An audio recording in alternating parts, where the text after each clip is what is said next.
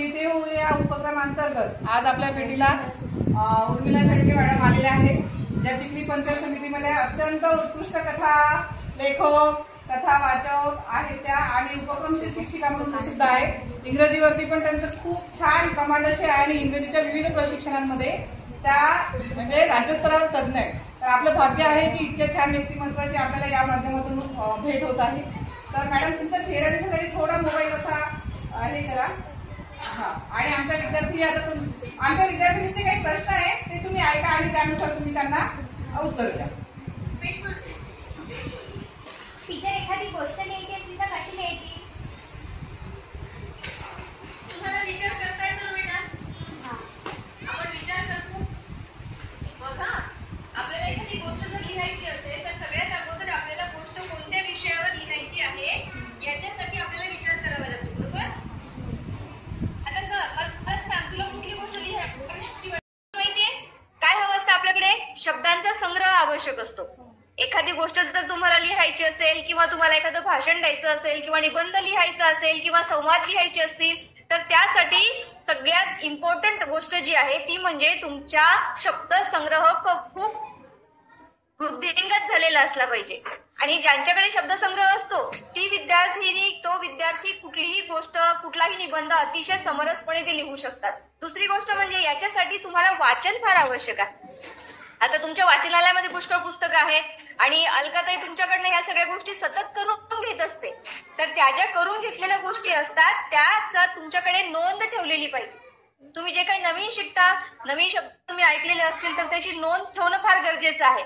आता मला जर आजच्या याच्यामध्ये या गोष्टी आवडल्या, मी काय करेल तर सारांश लेखन करेल. सारांश लेखन करेल म्हणजे की मी ज्या गोष्टी सांगितल्या आता तुमच्या मनात आहेत त्या तुम्ही ऐकल्या, मग तुम्ही काय करणार की तुम्ही ज्या गोष्टी ऐकलेल्या आहेत ह्या गोष्टी तुम्ही वहीमध्ये एका पानावर तुम्ही ते लिहून पाहणार.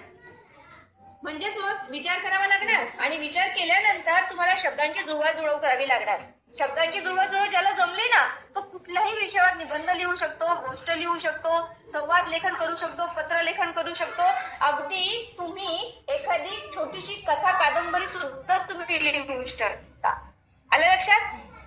यासाठी तुम्हाला शब्दसंग्रह वाढवावा लागला सगळ्यात महत्वाचं म्हणजे. आणि शब्दसंग्रह कसा वाढतो माहिती तुम्हाला? वाचनामुळे.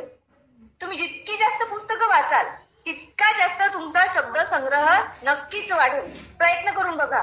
आणि अलकाताईंच्या मार्गदर्शनामध्ये तुम्ही खूप छान तयार होत आहात. तुमच्या ज्या मॅडम आहेत अतिशय म्हणजे गोड व्यक्तिमत्व आहे. आम्हाला सगळ्यांना त्यांची नेहमी मदत होत असते. आम्हाला सगळ्यांना त्या खूप प्रमोशन देतात. सगळ्यांसाठी फार खूप घेतात म्हणतात तरी चालेल. जितके कष्ट तुमच्यासाठी घेतात ना मॅडम तेवढ्यासाठी पण घेतात. आम्हालाही सांगतात या समोर या, पुढे या, लिहा, वाचा, बोला. आणि असं पण आम्ही त्यांच्यामुळेच पुढे आलो, त्यांच्यामुळेच लिहायला लागलो, त्यांच्या गोष्टी शिकलो. आणि त्या मॅडमचा सहवास तुम्हाला लाभतोय तर तुम्ही खरोखर खूप नशिबान आहात बरं का. त्यामुळे मॅडमनी आता जो तुमचा नवोपक्रम सुरू झालेले आहे लिहिण्याच्या संदर्भात तर तो खूप यशस्वी आहे आणि निश्चितपणे मॅडमला त्याच्यामध्ये यश मिळेल. आणि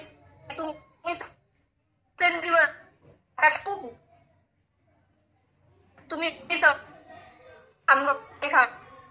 निश्चित तुम्हाला सगळ्यांना ओळख मिळेल. सगळ्यांनी लक्षात ठेवायची, मनापासून अभ्यास करा. तुम्हाला सगळ्यांना लिहिते व्हा या तुमच्या उपक्रमासाठी माझ्या शुभेच्छा. आणि दिवसेंदिवस वाचन वाढवा. मॅडमचा जितकं सहकार्य मिळत असेल तेवढं सहकार्य तुम्ही सगळेजणी मिळून घ्या आणि खूप मोठ्या व्हा. आणखीन कोणाला काही विचारायचं आहे? मला शुभेच्छा. आणखीन कोणाला काही विचारायचं आहे? हा, कनिष्का विचारत आहे, विचार. टीचर संवाद लेखन कसं करायचं? आता संवाद म्हणजे काय असतात? तुला काय समजतं संवाद म्हणजे काय? म्हणजे संवाद म्हणजे समजा जे आपल्यासोबत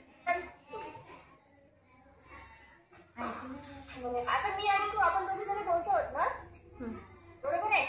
आता हे आपण बोलतो आहोत तर हे झाली तुझ्या माझ्यावर होणारा संवाद. संवाद म्हणजे एकमेकांशी होणारी चांगल्या विषयावरची चर्चा. आलं लक्षात? संवाद म्हणजे काय? मी तुझ्याशी बोलते, तू माझ्याशी बोलते, आपल्यामध्ये छान चर्चा होते आहे, त्याला म्हणतात संवाद. आता संवाद लेखन करत असताना तुला त्याच्यासाठी एखादा विषय हवा असतो. तुम्हाला प्रश्न विचारला, मी तुला उत्तर देते. मग प्रश्न विचारल्यानंतर समोरची व्यक्ती काय उत्तर देईल याचा विचार आपल्या मनामध्ये करणं म्हणजे काय? आपल्याला त्याला कल्पना करणं. आलं लक्षात? आणि आणि त्यासाठी तुम्हाला अवतरण चिन्ह माहित असणं फार आवश्यक असतं. संवाद लेखन करण्यासाठी आपल्याला एकेरी अवतरण चिन्ह, दुहेरी अवतरण चिन्ह, प्रश्न चिन्ह म्हणजे जी विराम चिन्ह आहेत ही सुद्धा माहिती असणं आवश्यक आहे. आणि तुम्हाला कल्पना विस्तार करता आला पाहिजे. सपोज मी तुला आता एखादा विषय दिलेला आहे की तुझी आई आणि शेजारच्या बाई कचरा एकमेकीशी मध्ये पण तुझी आई आहे आणि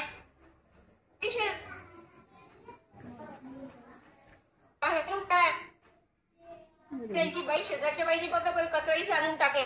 तू काय म्हणशील त्याच्यावर?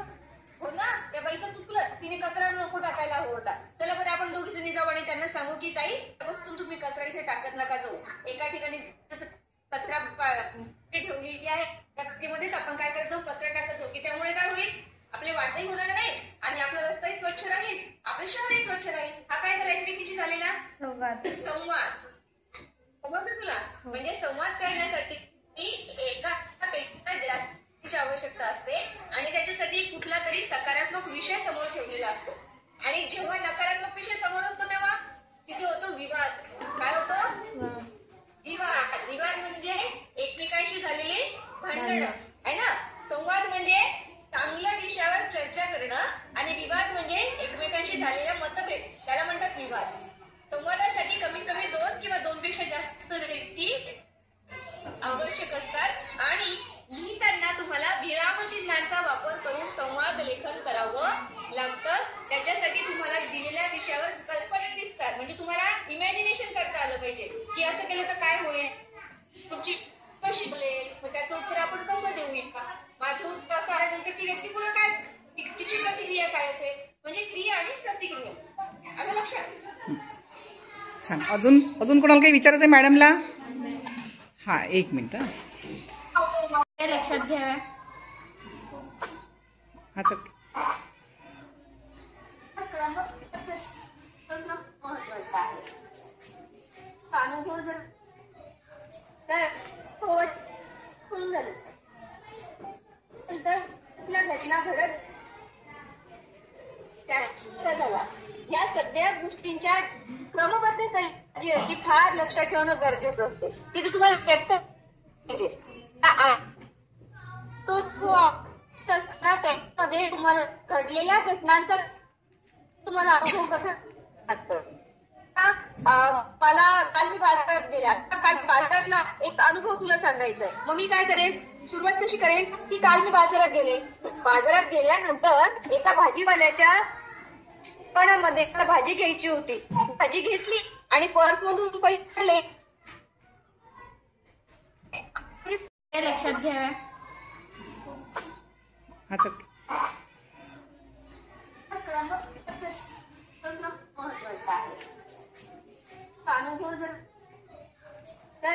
होऊन झालं नंतर घटना घडत झाला, या सगळ्या गोष्टींच्या क्रमबद्धतेची अशी फार लक्षात ठेवणं गरजेचं असते. तिथे तुम्हाला व्यक्त तो त्यामध्ये तुम्हाला घडलेल्या घटनांचा तुम्हाला अनुभव कसा वाटतो. मला काल मी बाजारात गेल्या, काल बाजारातला एक अनुभव तुला सांगायचा आहे. मग मी काय करेन, सुरुवात कशी करेन की काल मी बाजारात गेले. बाजारात गेल्यानंतर एका भाजीवाल्याच्या दुकानामध्ये मला भाजी घ्यायची होती. भाजी घेतली आणि पर्स मधून पैसे काढले. बाजारात आलेला घरी आल्यानंतर तो अनुभव सांगायचा होता की, मग मी काय केलं, त्या गोष्टी क्रमानुसार मी माझ्या घरी आल्यानंतर त्या सांगितल्या. म्हणजे मी काय सांगितलं, बाजारात आलेला अनुभव सांगितला. मग तू कसं सांगितलं का, अगोदर असंच सांगितलं ना मी की मी चोरीला की असं नाही सांगितलं. मी म्हटलं मी बाजारात गेली, पिशवी ठेवली तिथे, बाजार घेतला आणि दुकानदाराला पैसे दिल्यानंतर पिशवीत पैसे टाकले आणि कुणीतरी माझी पर्सच घेऊन गेलं. याच्यासाठी काय कोणता अनुभव ठेवला मी माझ्या समोर, क्रमानुसार जे काही झालं म्हणजेच अनुभव लेखक असताना कशा कशा घडत गेले त्याचा क्रम लक्षात ठेवणं फार गरजेचं आहे आणि शब्दांची जुळवाजुळव फारच आवश्यक आहे. बरोबर? आलं लक्षात? हो, थँक्यू मॅम. खूप छान. मॅडमनी खूप छान प्रकारे तुम्हाला एकदम मस्त मार्गदर्शन केलं. थँक्यू उर्मिला, आमच्या विद्यार्थिनींसाठी तुझ्या अमूल्य वेळातून वेळ काढल्याबद्दल. आणि सर्व मुली काय म्हणणार आहेत? चालेल, तुम्ही दिलेल्या शुभेच्छांचा खूप अगदी मनापासून स्वीकार आणि खूप खूप आभार आमच्या विद्यार्थिनीसाठी वेळ दिल्याबद्दल.